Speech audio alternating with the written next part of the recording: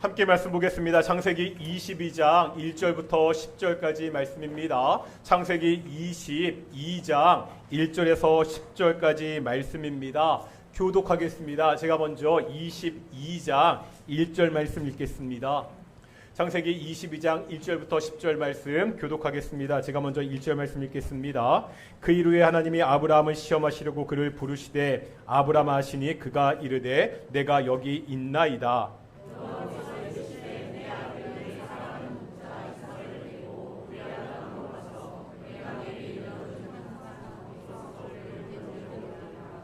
하나님이 아침에 일찍이 일어나 나귀의 안장을 치우고 두 종과 그의 아들 이삭을 데리고 번제에 쓸 나무를 쪼개어 가지고 떠나 하나님이 자기에게 일러주신 곳으로 가더니 이에 아브라함이 종들에게 이르되 너희는 나귀와 함께 여기서 기다리라. 내가 아이와 함께 저기 가서 예배하고 우리가 너희에게로 돌아오리라 하고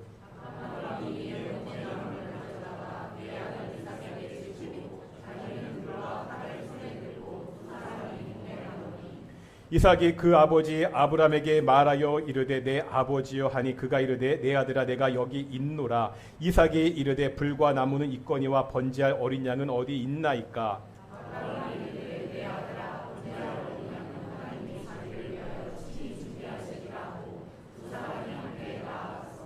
하나님이 그에게 일러주신 곳에 이른지라. 이에 아브라함이 그곳에 제단을 쌓고 나무를 버려놓고 그의 아들 이삭을 결박하여 제단 나무 위에 놓고 아멘. 이 시간 관리 찬양대 찬양 하나님께 영광 돌리시겠습니다. 하십니다. 예, 오늘 동인교회 예배도 하나님의 영광의 임재가 함께 있는 귀한 예배가 되기를 축원합니다. 제가 신학대원에서 공부할 때 배운 개념이 하나가 있는데요. 성경을 볼 때 낯설게 보라는 그러한 개념이었습니다. 우리가 성경을 읽다 보면 익숙한 내용이 나오는 경우가 많지요. 주일학교 때부터 많이 들었고 보았던 이야기입니다. 이런 본문을 대하면 이미 머릿속에 내용이 다 있습니다. 이 본문이 말하고자 하는 교훈이 무엇인지도 다 알고 있습니다. 그러다 보면 이러한 본문은 그냥 대충 읽을 때가 있습니다. 이러지 말라는 거예요. 익숙한 본문일수록 낯설게 봐야 됩니다. 생전 처음 대하는 내용처럼 구석구석 찬찬히 살펴야 됩니다. 그렇게 보다 보면 잘 안다고 생각했던 본문이 새롭게 다가올 때가 있습니다. 오늘 본문도요, 우리가 너무나 잘 아는 본문이잖아요. 아브라함에게 어느 날 하나님이 찾아오시죠. 하나님은 아브라함에게 명령하십니다. 아들 이삭을 내게 번제로 드려라. 번제는요, 짐승을 죽여서 불로 태워 하나님께 드리는 제사입니다. 아브라함은요, 그 말씀을 듣고 아들 이삭을 모리아산으로 데리고 가 번제를 드리려고 합니다. 아브라함이 칼을 들고 이삭을 죽이려는 순간 하나님은 아브라함에게 중지하라고 하시고 숯불에 걸린 수양을 대신 드리게 하지요. 그 하나님은 아브라함에게 복을 주십니다. 너무 잘 아는 내용이잖아요. 교훈도 분명하지요. 우리가 어떠한 교훈을 이야기합니까? 내가 이해할 수 없는 그 하나님의 명령에 순종한 그 아브라함의 믿음을 배워야 된다고 그렇게 배웠습니다. 그런데요, 오늘은요, 이 익숙한 본문을 조금 낯설게 보려고 합니다. 아브라함의 모습을 통해서 바로 하나님 아버지의 마음을 보려고 합니다. 우선요, 22장 1절에 보면 이런 표현이 있습니다. 그 일 후에. 그 일 후에. 우리가 성경을 읽을 때 이런 표현을 놓쳐서는 안 됩니다. 이것은 성경의 이야기를 진행하고 있는 내레이터의 진술입니다. 성경에서 이 내레이터의 역할은 굉장히 중요합니다. 그 일 후에라고 이야기했으니까 우리는 그 일 전에 어떤 일이 있었는지를 한번 살펴보아야 됩니다. 우리 22장 앞에 있는 21장 22절부터 보면 아브라함과 아비멜렉이요 평화협정을 맺는 장면이 나옵니다. 34절에 보면 아브라함이 블레셋 족속의 땅에서 여러 날 그렇게 지내는 장면도 있습니다. 아비멜렉이 누구죠? 이 사람은 그랄 왕입니다. 한때 아브라함은 아비멜렉이 두려웠어요. 자신의 아내 사라를 누이라고 속였습니다. 이 왕이 자기의 아내를 취하여도 한마디 말도 못했습니다. 그런데 그랬던 아비멜렉이 이제 먼저 찾아와서 아브라함에게 평화 협정을 맺자고 그렇게 말하고 있습니다. 이는요, 아브라함에게 매우 중요한 일이었습니다. 아브라함은 가나안 땅에서 외지인이잖아요. 갈대아 우르에서 가나안 땅으로 왔던 아브라함은 그동안 참 여러 가지 어려움을 겪었습니다. 가뭄으로 애굽으로 이주하기도 했습니다. 그의 조카 롯이 잡혀가 군대를 거느리고 전쟁을 하기도 했습니다. 심지어 2번씩이나 자기 아내 사라를 누이라 속여서 자신의 목숨을 그렇게 도모하기도 했잖아요. 그런데 이랬던 아브라함에게 이제 평화가 찾아왔다는 거예요. 이방인이었고 방랑객이었던 아브라함에게 이제 정착해서 살 수 있는 여유가 생겼습니다. 이런 거죠. 평생을 전셋집을 전전긍긍하다가 이제 이사할 필요가 없는 내 집을 얻은 그러한 심정입니다.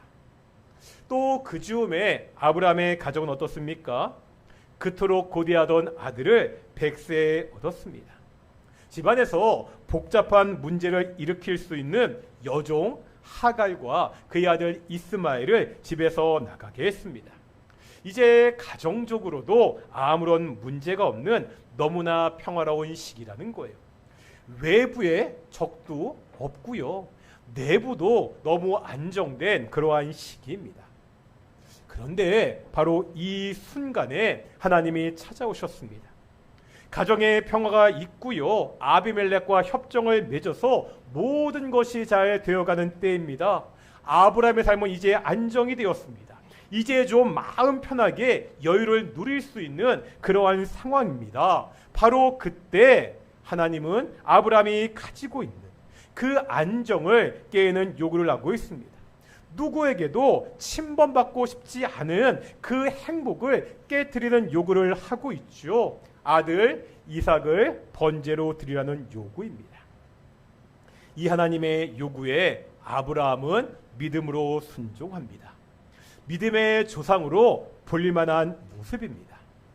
그런데 오늘은요, 이 아브라함의 모습을 조금 다른 각도로 보겠습니다. 아버지의 마음입니다. 오늘 본문 9절과 10절인데요. 다시 한번 9절과 10절 읽어보겠습니다. 시작.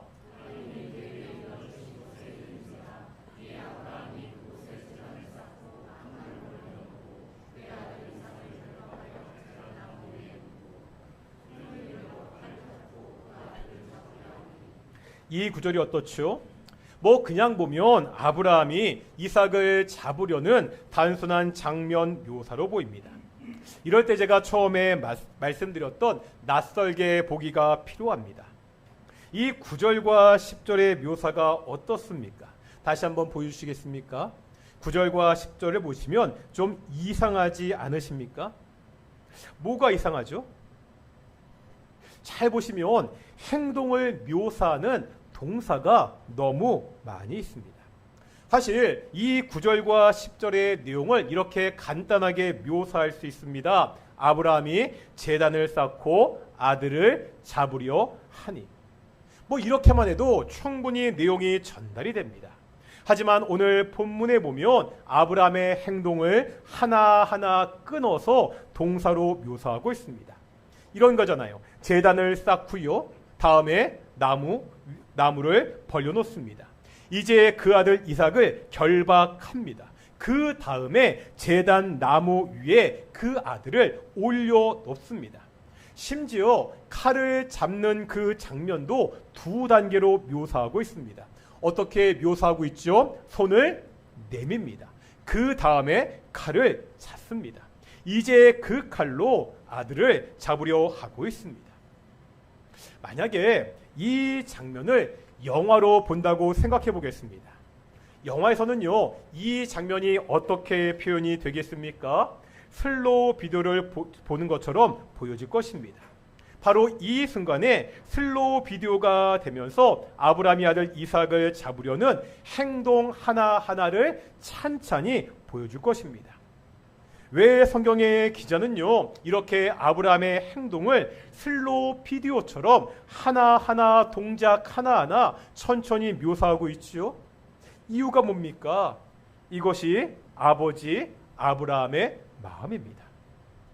동작 하나하나에 아브라함의 고뇌와 슬픔이 묻어 뚝뚝 떨어지고 있습니다. 지금요, 아들을 바치는 일입니다. 하나님의 말씀이기에 순종하지만 아들을 죽여야 되는 그 아브라함의 아픔과 괴로움이 잘 나타나 있습니다. 이 아들은 어떤 아들이죠? 창세기 22장에 나오는 이삭에 대한 묘사를 볼까요? 하나님이 이삭에 대해서 말씀하실 때 그냥 이삭을 바쳐라 이렇게 말씀하지 않습니다. 2절에 보니까 이렇게 말씀하고 있습니다. 내 아들, 내 사랑하는 독자 이삭입니다. 12절에도 보면 내 아들, 내 독자라고 이렇게 말씀하고 있습니다. 무슨 말입니까? 아브라함에게 이삭은 어떤 존재죠? 아들입니다. 하나뿐인 아들입니다. 하나뿐인 사랑하는 아들입니다. 하나뿐인 사랑하는 그 아들을 죽이는 일이라는 거예요. 아브라함의 마음은 갈기갈기 찢어졌을 것입니다. 그런데 신약 성경에 보면 이삭을 부르는 이 표현이 또 나타나는 것을 볼 수가 있습니다. 신약 성경 어디에 이것과 비슷한 표현이 나오죠? 아시겠습니까? 마태복음 3장에 보면 예수님이 세례 받으시는 장면이 나옵니다. 예수님이 요한에게 세례를 받으실 때 하늘이 열리고 하나님의 성령이 비둘기같이 임하시잖아요. 그런데 이때 보면 한 가지 일이 더 벌어집니다. 3장 17절인데요. 한번 읽어보겠습니다. 마태복음 3장 17절 읽겠습니다. 시작.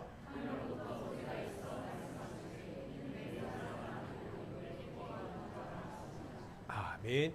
여기에 보니까 하늘로부터 소리가 있지요. 이 소리는 누구의 소리죠? 하나님의 소리입니다. 지금 하나님이 세례 받으시는 예수님을 보시고 이렇게 말씀하고 있습니다. 내 사랑하는 아들이요, 내 기뻐하는 자라. 내 사랑하는 아들이요, 내가 기뻐하는 아들이다.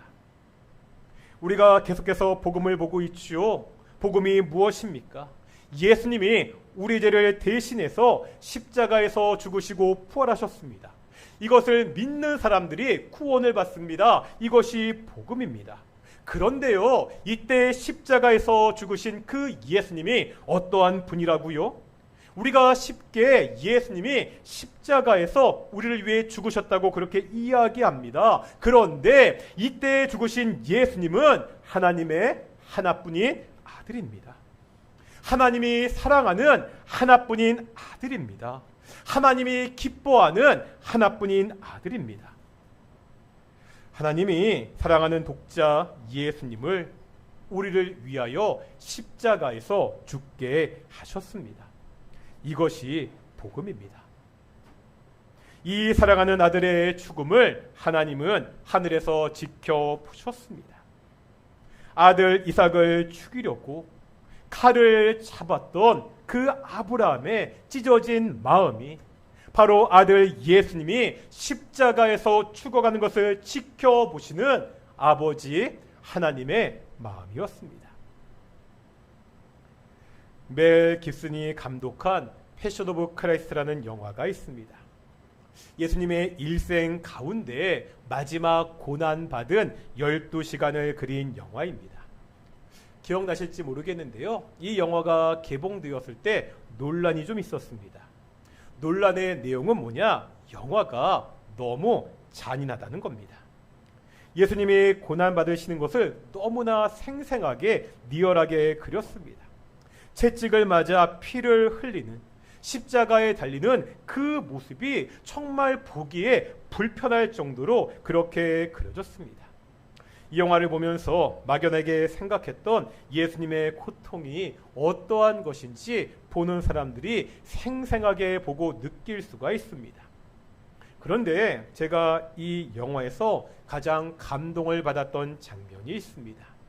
이게 예수님이 고통받으시고 채찍받으시고 십자가에 매달리는 그 장면이 아니었습니다. 이 장면인데요. 우리 잠시 동영상을 보십니까? 예수님이 십자가에서 고통받다가 죽으시죠.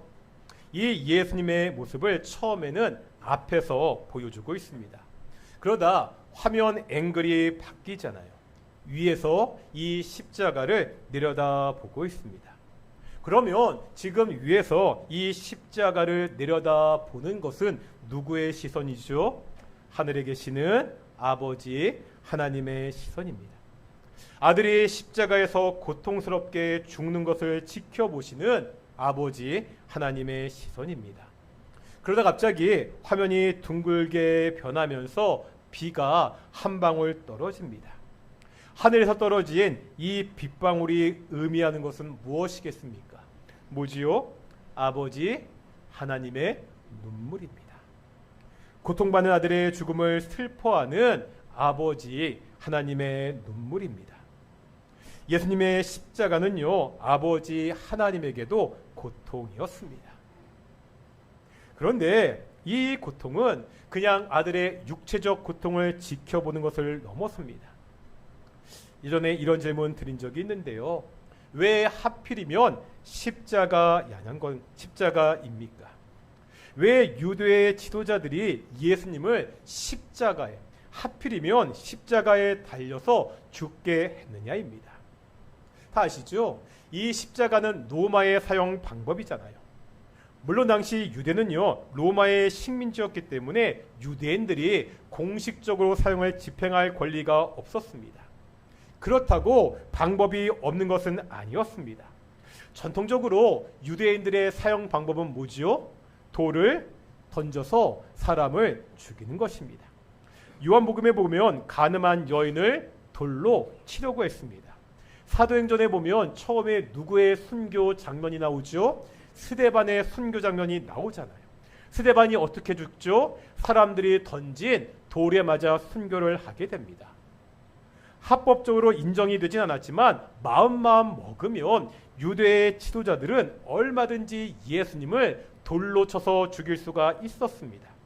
하지만 유대의 지도자들이 그렇게 하지 않았습니다. 자신들의 손으로 쉽게 예수님을 처리할 수 있었지만 예수님을요, 로마의 법정으로 끌고 가서 총독이었던 빌라도에게 재판을 받게 합니다. 왜 예수님을 죽일 수 있는 쉬운 길을 놔두고요, 이렇게 복잡한 방법을 선택했습니까? 바로 로마의 사형 방법이 십자가였기 때문입니다. 유대인들에게 십자가는요, 단순히 끔찍한 고통을 소반한 사형 방법이 아니었습니다. 갈라디아서 3장 13절입니다. 다 같이 한번 갈라디아서 3장 13절 읽겠습니다. 시작.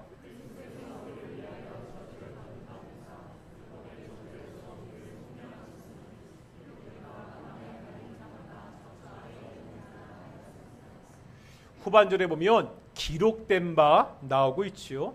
신약 성경에서 이런 구절이 나오면 이것은 구약의 말씀을 인용한 것입니다. 바울이 인용한 말씀은 신명기에 나옵니다. 신명기 21장 23절입니다. 읽겠습니다. 시작.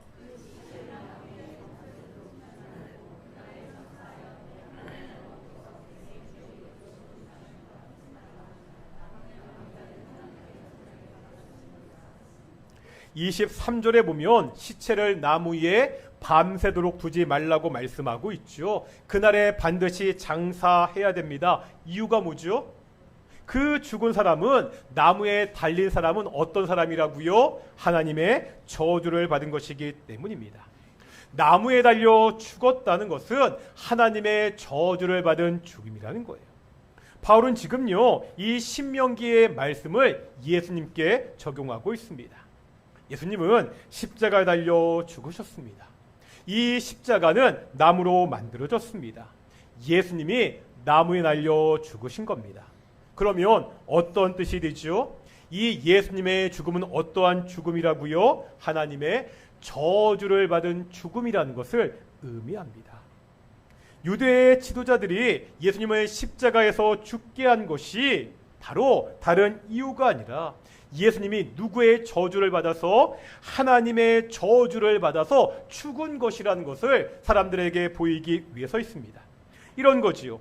봐라, 예수가 나무에 달려 죽지 않았느냐. 나무에 달린 자는 하나님의 저주를 받은 것이다. 하나님의 저주를 받은 자가 어떻게 우리의 구원자가 될 수 있겠느냐, 이렇게 말하고 있습니다. 그런데 여기에 역설이 있습니다.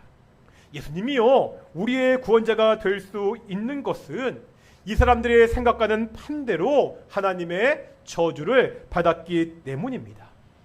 왜 예수님이 하나님의 저주를 받았죠?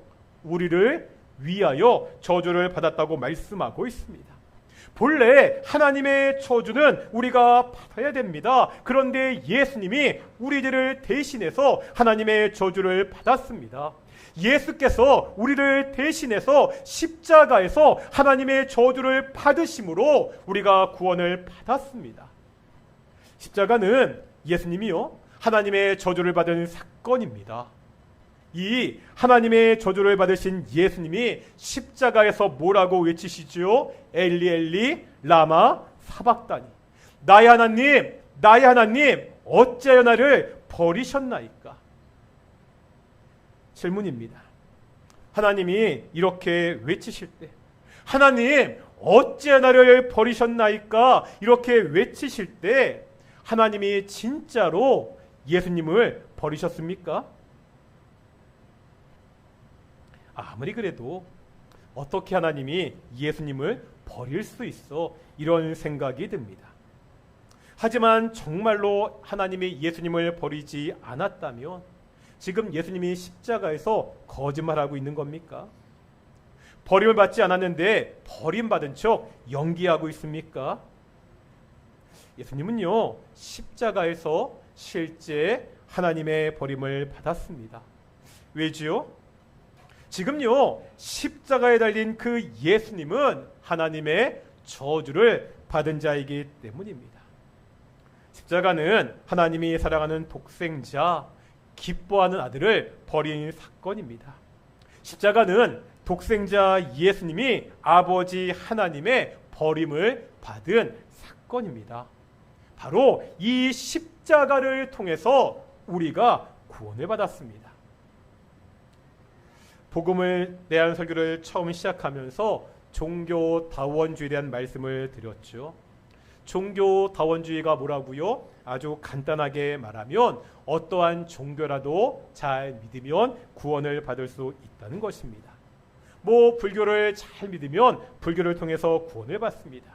이슬람교를 잘 믿으면 이슬람교를 통해 구원을 받습니다. 기독교를 잘 믿으면 이 기독교를 통해 구원을 받는다고 이렇게 주장하는 겁니다. 이 종교다원주의는 현대인들의 입맛에 맞습니다. 배타적이지 않잖아요. 다 포용하잖아요. 예수님을 믿어야 구원을 받는다고 말하는 이 기독교는 너무나 사람들에게 독선적으로 보이는 것이 사실입니다. 하지만 이런 시대에 저는 분명하게 말할 수 있습니다. 오직 예수님을 믿어야만 구원을 받습니다. 만약에 다른 종교에도 구원이 있다면, 만약에 다른 종교에도 구원이 있다면 기독교에는 구원이 없습니다. 기독교는요, 십자가라는 말도 안 되는 방법을 구원의 길로 제시하기 때문입니다. 그러기에 기독교에 구원이 있다면 다른 종교에는 구원이 없습니다.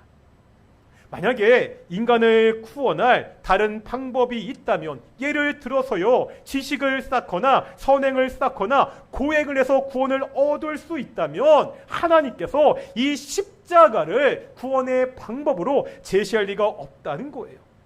당신의 아들을 십자가의 고통 속에서 죽게 하는 하나뿐인 기뻐하는 사랑하는 그 아들을 버리는 것을 구원의 방법으로 제시할 리 없다는 거예요. 그러기에 십자가가 구원의 방법이라면 다른 방법으로는 구원을 받을 수 없습니다. 오직 십자가만이 구원을 받을 수 있는 유일한 방법입니다. 다른 종교에는 구원이 없습니다. 십자가가 없기 때문입니다. 기독교에만 구원이 있습니다. 십자가가 있기 때문입니다. 우리가 바로 이 십자가를 통해서 구원을 받았습니다. 우리는 어떻게 살고 있죠? 이 땅에 살아가면서 때로 힘들고 어려운 일이 닥칠 때가 있습니다. 하지만 어떠한 어려움도 어떠한 아픔도 예수님 안에서 우리를 구원하신 이 하나님의 사랑에서 끊을 수 없습니다. 죽음도 생명도 하늘의 천사도 어떠한 것도 끊을 수 없다고 성경은 말씀하고 있습니다. 우리는 지금 이 십자가의 은혜를 붙들고 살고 있습니까? 나를 위하여 아버지의 버림을 받은 예수님의 사랑을, 나를 위하여 아들을 버리신 그 하나님의 사랑을 붙들고 살고 있습니까? 매일매일 이 하나님의 사랑을 붙들고 살아가는 우리 동인의 성도들이 되시기를 축원합니다. 아직 이 십자가의 사랑을 모르는 가족들에게, 이웃에게, 친구들에게 이 사랑을 전하는 우리 동인의 성도들이 되기를 축원합니다.